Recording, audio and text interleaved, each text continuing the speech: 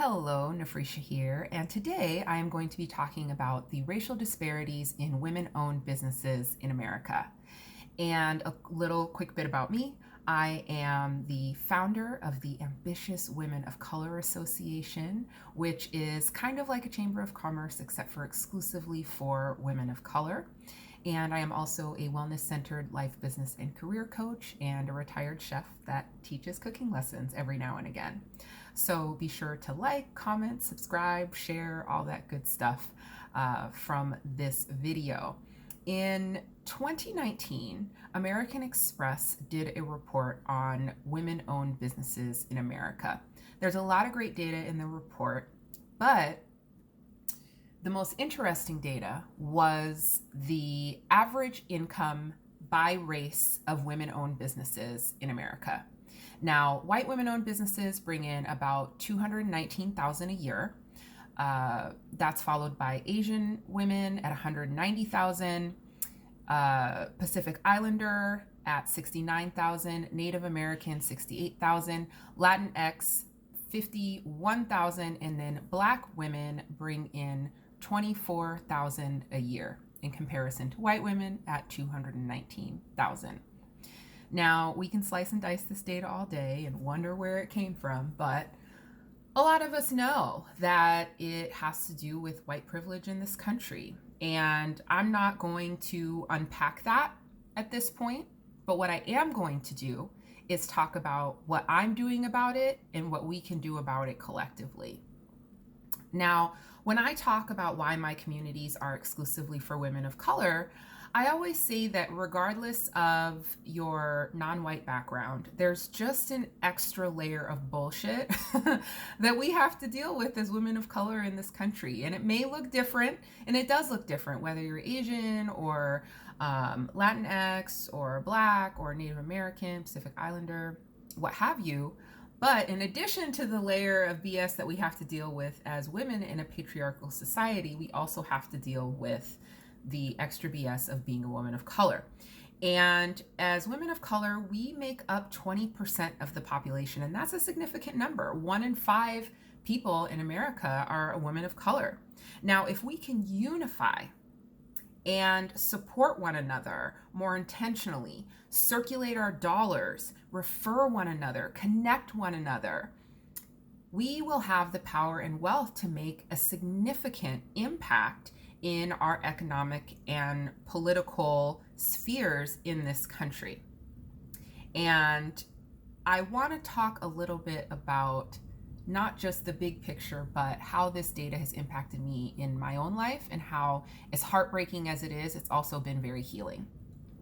I had a relatively adverse upbringing, and part of that was being raised by my white side of my family. I'm biracial. In rural white America. I was raised by conservative Christian Republicans that believed in bootstrapping, and I was raised to believe that I could do whatever I wanted to do if I just worked hard enough. I was raised to believe that I was intelligent and capable. And that definitely beats the alternative, right, of being raised to believe that I wouldn't amount to anything. However, I was raised from the lens of white privilege. And no one ever sat me down as a young woman and said, look, Nephresha, you are a Black woman in this country, and things are going to be harder for you. And you may not always be able to pinpoint why, but it is what it is. No one ever taught me that. And even though I started to learn that as I took African American studies courses in college and things like that, like logically, I knew it existed, but because I was raised from the lens of white privilege, I was kind of oblivious to it in a lot of ways. And what ended up happening over the years is that I started to believe that when I would come up against these sort of like invisible challenges, right, the things that you couldn't quite pinpoint, I started to internalize it. I started to believe that there must be something wrong with me. Maybe I wasn't working hard enough, right? So I work harder. Maybe I wasn't doing law of attraction right. Maybe I wasn't manifesting right or visualizing right or, those sorts of things. And maybe I wasn't reading enough self-help books. Maybe I wasn't hiring the right coaches. I had to do something and be something better.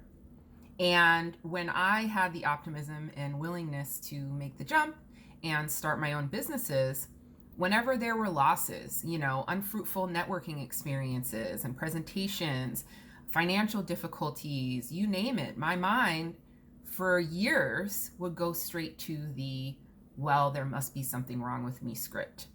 And why can't I get this right? Now, when I saw these numbers, it was like a huge weight was lifted off of my shoulders. It helped me to see that there is nothing inherently wrong with me. And in fact, over the course of most of the years of my business, I've been above average for my race in America for annual revenue. Now, don't get me wrong. We should always be striving to be better versions of ourselves. Yeah. But how do we walk that fine line? How do we walk that fine line between, growth and self-acceptance and not beating ourselves up? And of the most popular personal development, like self-help books out there, virtually all of them are written by white men.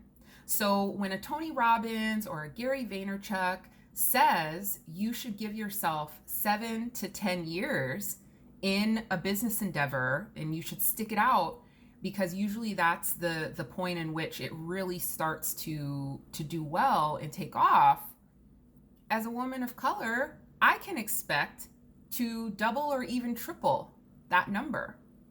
And yeah, that's not ideal, right?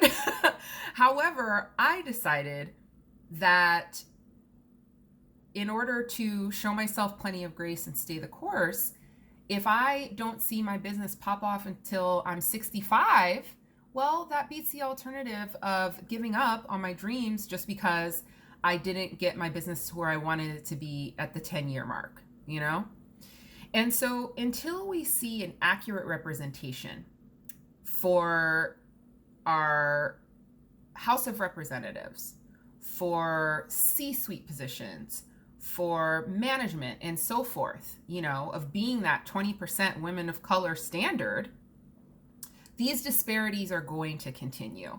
And that's why I'm so passionate about what we're doing with the Ambitious Women of Color Association. We can't wait on society to give us a seat at the table. We have to build our own table. And when we come up against those inevitable, invisible challenges, we're there for each other, encouraging each other, reminding each other that we're not going crazy, but we have to show ourselves grace and stay the course and lean on the power of community.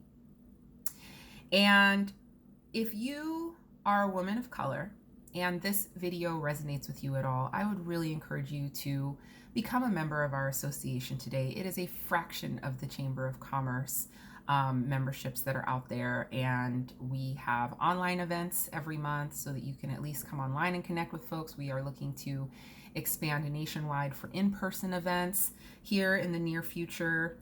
And of course, again, if this video resonates with you, like, comment, subscribe, share, all that good stuff. And I just hope that, if you're watching this and you've been in business or in the professional world and you've been feeling like, you're the problem, that maybe there's something wrong with you, that this will help you to show yourself a little grace and remind yourself that there's nothing wrong with you.